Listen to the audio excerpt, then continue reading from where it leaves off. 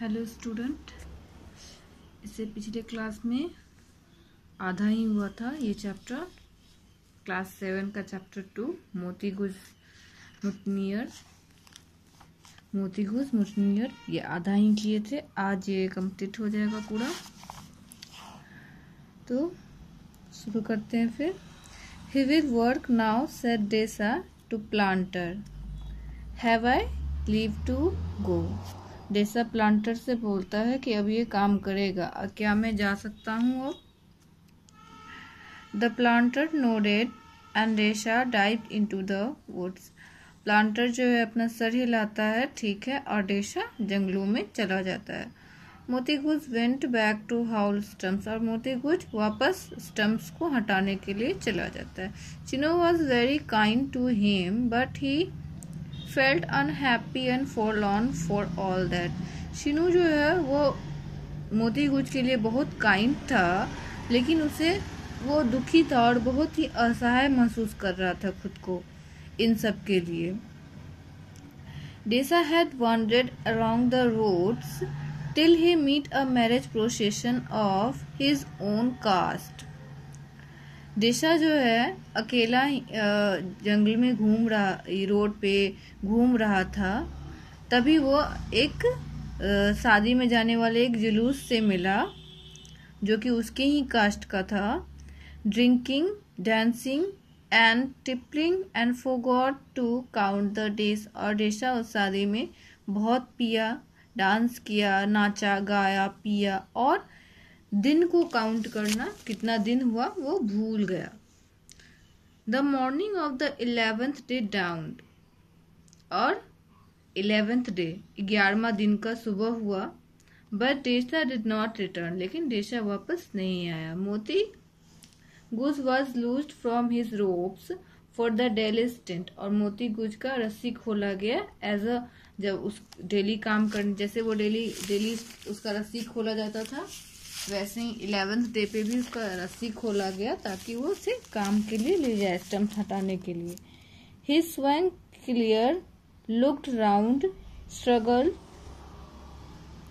his shoulder and began to walk away as one having business elsewhere. और जैसे ही मोतीगुज का रस्सी खुला, वो इधर उधर देखा, उसके बाद वो दूसरी तरफ जाने लगा, जैसे कि उसे कोई और काम दिया गया हो, कोई और काम उसका है, वो उसे पूरा करने के लिए जा रहा है। Hey ho come back you shouted Chinu. Chinu बुलाता है, रुको, वापस आओ। Come back and put me on your neck, वापस आओ और मुझे अपने ऊपर बैठाओ। और I will bang every toe off your 4 foot, नहीं तो मैं तुम्हारे पैर पे, तुम्हारा पैर जो है, तुम्हारे पैर की जो उंगलियां हैं उस पे मैं तुम्हें मारूंगा।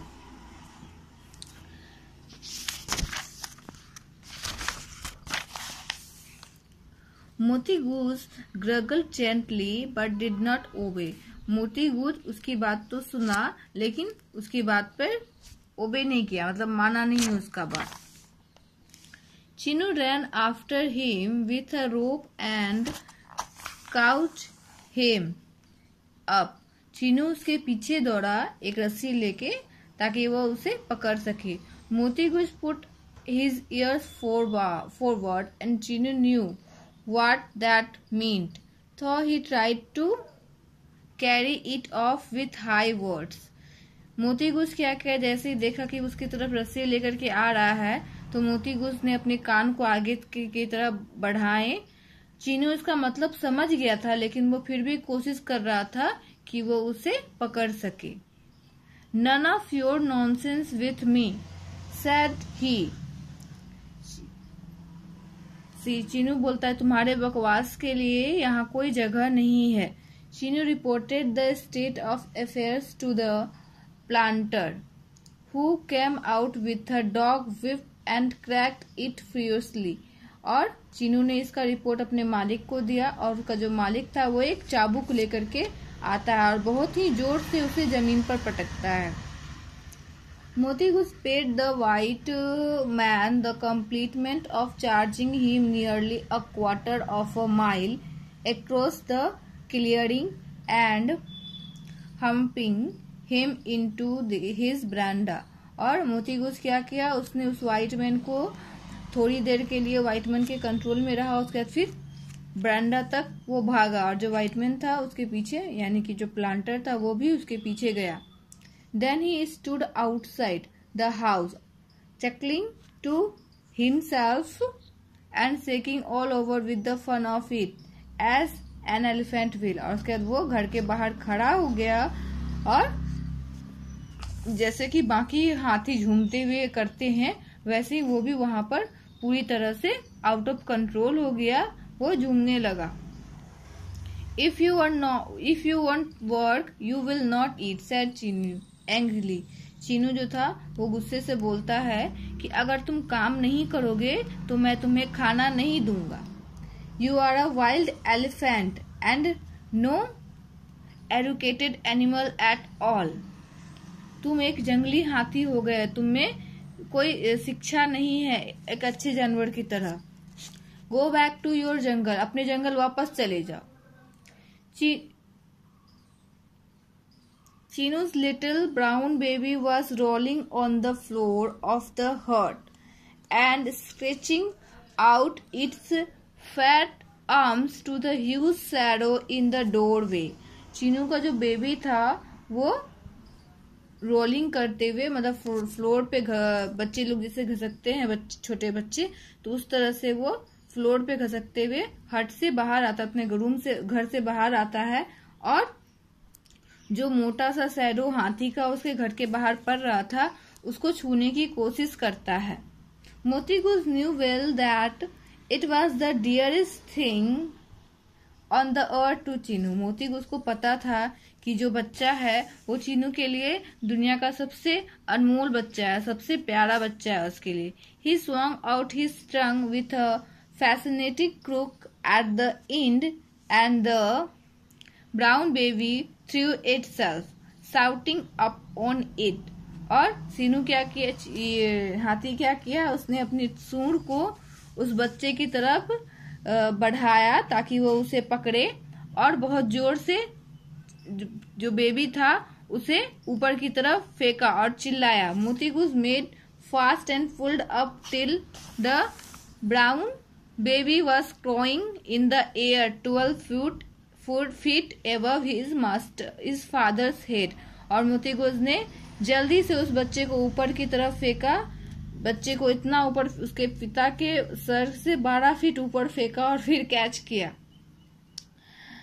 ग्रेट लॉर्ड से Chinu please don't hurt him, I will give you food and other thing. वो बोलता है कि नहीं, छोड़, इसे छोड़ दो, मैं तुम्हें खाना दूंगा, इसे चोट मत पहुंचाओ, मैं तुम्हें खाना भी दूंगा और तुम्हें जो भी चाहिए वो सब मैं दूंगा।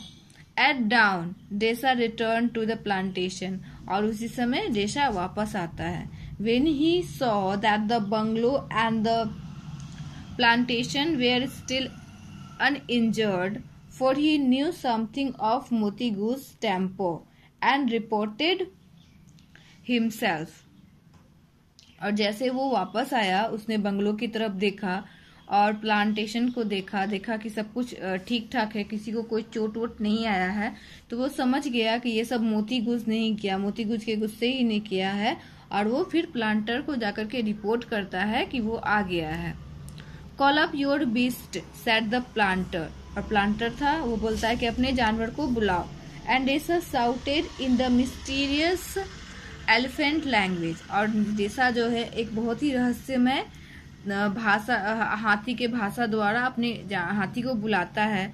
मोती गूस हियर्ड एंड केम। मोती गूस वो आवाज सुनता है और वापस आ जाता है। Moti Guj was very happy to see his master. और मोती गूस अपने मास्टर को, अपने मालिक को देखकर बहुत ज्यादा खुश होता है। Now we will get to work said Deesa, lift me up my son and my joy. और डेसा बोलता है कि अब हम लोग वापस काम पे जाते हैं, मुझे ऊपर बैठाओ। माई सन माई जॉय, मेरा बेटा मेरा खुशी, मुझे अपने उसको दुलार करके वो बोलता है कि अब मुझे अपने तरह ऊपर बैठाओ और अब हम लोग काम करने जाएंगे। मोती goose swung him up and the two went to the coffee clearing to look for difficult stumps। और दोनों वहाँ कॉफ़ी क्लियर कर, जहाँ पे कॉफ़ी क्लियरिंग का काम चल रहा था, वहाँ जाते हैं और कुछ डिफिकल्ट स्टम्प्स को हटाने, यानी कि जो बहुत भारी स्टम्प्स था उसको हटाने के लिए उसे ढूंढते हैं। The planter was too astonished to be very angry, और प्लांटर जो उसका जो गुस्सा था उसके लिए बहुत ज़्यादा सरप्राइज था कि ये क्या हो रहा है। एक बार फिर से ये स्टोरी शॉर्ट में बता देते हैं। ये स्टोरी एक हाथी के बारे में है और उसके मालिक के बारे में है। एक बार की बात है, एक कॉफी प्लांटर था, वो इंडिया में एक कॉफी का बागान लगाना चाहता था, जिसके लिए उसने कुछ जगह पर जंगलों की सफाई की थी, पेड़ को काटे थे। पेड़ को काटने के बाद क्या हुआ था, उसका जो नीचे का जो बच जाता है पोर्शन, नीचे का जो भाग जो बच जाता है, उसको हटाने के लिए उसने कुछ हाथियों को हायर किया था, 3 हाथियों को हायर किया था। उसमें से एक हाथी का नाम था मोती गुज। वो हाथियों में सबसे अच्छा हाथी था, लेकिन उसका जो वो सबसे अच्छा हाथी था, लेकिन उसका जो मालिक था वो सबसे ज्यादा खराब था। ठीक है, तो हाथी तो सबसे अच्छा था, लेकिन उसका जो मालिक था वो बहुत ही ज्यादा खराब था, वो बिल्कुल भी अच्छा महाउत नहीं था। और मोती गुज ऐसा एलिफेंट था जिसको कि राजा लोग भी चाहते थे कि वो उसके पास रहे, इस टाइप का वो हाथी था। और उसका मालिक बिल्कुल भी सही नहीं था। उसका मालिक क्या करता था, वो बहुत शराब पीता था, और जब वो बहुत ज्यादा पी लेता था तो उसके बाद वो मोती गुज को बहुत मारता था। और जब मोती गुज को इतना मारने के बाद भी मोती गुज कभी भी उसका विरोध नहीं करता था, वो चुपचाप मार खा लेता था और कुछ नहीं करता था, क्योंकि वो जानता था कि जब उसका नशा टूटेगा तो फिर वो उसके पास आएगा, उसके सूंड को पकड़ेगा और फिर उसे प्यार करेगा, और फिर उसे भी खाने को देगा, और फिर शराब भी देगा खाने पीने को। मोती गुज को शराब बहुत पसंद था। देसा हमेशा मोती गुज के पैर के पास ही सोया करता था। इस तरह से वो लोग दिन में कॉफी क्लियरिंग का काम करते थे और रात में दोनों शराब पी करके फिर सो जाया करते थे। सप्ताह में एक दिन देसा मोती गुज को नदी के किनारे ले जाता था और वहां पे दोनों बहुत ज्यादा मस्ती करते थे, और शाम को दोनों फिर गाना गाते हुए वापस आ जाते थे। लेकिन ऐसा तब तक चलता था जब तक कि देशा को बहुत ज्यादा शराब पीने का इच्छा नहीं जाग जाता, तब तक सब कुछ ठीक रहता था। लेकिन जैसे ही उसे शराब पीने की इच्छा जागती थी, वो फिर से वही सब करने लगता था।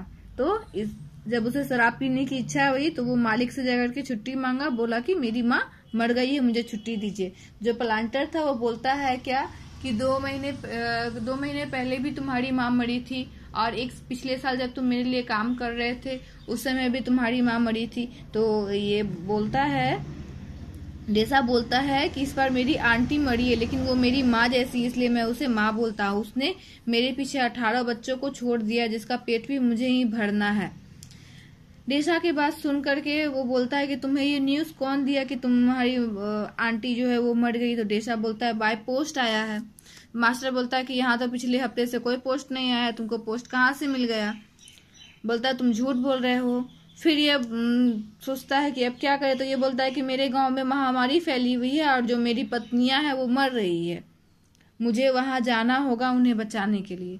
तो फिर ये एक चीनू नाम का वहां पे एक और आदमी था, उसे बुलाता है, वो भी देशा के गांव का ही था। उससे पूछता है क्या इसकी पत्नी है, तो वो बोलता है क्या कि नहीं, गांव की कोई भी औरत इसे देखना भी पसंद नहीं करती है। चीनू हंसकर बोलता है, तो डेशा को उसके ऊपर बहुत गुस्सा आता है। तो फिर डेशा रोते हुए बोलता है कि अब मैं आपको सच बताता हूँ। सच ये है कि मैंने बहुत दिनों से शराब नहीं पी है, लगभग 2 महीनों से मैंने शराब नहीं पी है, और मेरी बहुत इच्छा है कि मैं बहुत ज्यादा शराब पीऊं, इसलिए मुझे छुट्टी चाहिए। उसके बाद प्लांटर बोलता है, हंस के बोलता है कि अच्छा ये बात है। तो उसके बाद बोलता है कि अच्छा तुमने सच बोला, इसलिए मैं तुम्हें छुट्टी दे देता हूँ, लेकिन तुम्हारे जाने के बाद तुम्हारे हाथी को कौन संभालेगा। तो फिर वो क्या करता है, अपने हाथी को बुलाता है और उसको बोलता है कि हम कुछ दिन के लिए 10 दिनों के लिए बाहर जा रहे हैं, तुम तब तक यहीं पे रहो, यहाँ पे काम करो 10 दिन के लिए। चीनू जो है वो तुम्हारा महाउत है, उसके अंडर में तुम्हें काम करना है। तो हाथी बोला, अपने लैंग्वेज में बोला कि हाँ, हाथी समझ गया कि ये जाने वाला। तो हाथी भी बोला ठीक है। वो हाथी उसको अपने सूर पर दो बार उछाल करके उसे अलविदा करता है और ये चला जाता है। अब चीनू के अंदर हाथी को काम करना होता है, मोती को। वो चुपचाप चीनू के अंदर काम कर रहा होता है। चीनू जो है बहुत अच्छा आदमी था, लेकिन उसे डेशा की हरकतों पर बहुत गुस्सा आता था और वो उसके लिए बहुत बुरा फील कर रहा था। डेशा जो था वो इधर उधर बहुत घूम रहा था। घूमते घूमते वो एक शादी करने एक बारात जा रहा था, उसमें शामिल हो गया। उसी के कास्ट का था। तो वहां पे वो खूब पिया, नाचा गाया, बहुत मस्ती किया और दिन काउंट करना भूल गया कि कितना दिन है। और जब 11वां दिन हुआ तो यहाँ पे मोती का रस्सी खोला गया। तो वो इधर उधर देखा, उसे जब डेशा नजर नहीं आया तो उसे बहुत गुस्सा आया और वो इधर उधर पूरा कूद फांद करने लगा। चीनू उसे पकड़ने की कोशिश की, लेकिन वो चीनू का बात नहीं माना। चीनू फिर जाकर के प्लांटर को बोलता है कि मोती जो है बहुत हंगामा कर रहा है। तो प्लांटर एक चाबुक लेकर के आता है। वो मोती गुज को डांटता है, फटकारता है, लेकिन मोती गुज पर उसका कोई असर नहीं होता है। फिर चीनू क्या बोलता है कि अगर तुम काम करने नहीं चलोगे तो मैं तुम्हें खाना नहीं दूंगा। तो इसको गुस्सा आता है। ये क्या करता है, चीनू का जो बेटा था उसको सूंड में लपेट के उठा लेता है और 12 फीट ऊपर की तरफ उछाल देता है हवा में। चीनू बोलता है नहीं नहीं, उसे हर्ट नहीं करो, मैं तुम्हें सब कुछ दूंगा। तभी क्या होता है, डेशा आ जाता है और डेशा को देख करके चीनू हाथी शांत हो जाता है। और जब डेशा देखता है कि चारों तरफ तबाही मचा हुआ है लेकिन किसी को कोई नुकसान नहीं पहुंचा है, सब ठीक है, तो वो समझ जाता है कि ये सब मोती के द्वारा किया गया है। वो जाकर के मालिक को रिपोर्ट करता है कि मैं आ गया हूँ। उसका मालिक बोलता है कि अपने जानवर को बुलाओ, हाथी को बुलाओ। वो हाथी को बुलाता है, हाथी आता है और हाथी डेशा को देख करके बहुत ज़्यादा खुश हो जाता है। डेशा को अपनी पीठ पे बैठाता है और दोनों फिर काम पर चले जाते हैं। ये सब देख करके जो प्लांटर था उसे बहुत अजीब लगा, लेकिन वो बहुत ज़्यादा अजीब लगा और बहुत ज़्यादा गुस्सा भी आया। ठीक है, ये स्टोरी कंप्लीट हो गया है।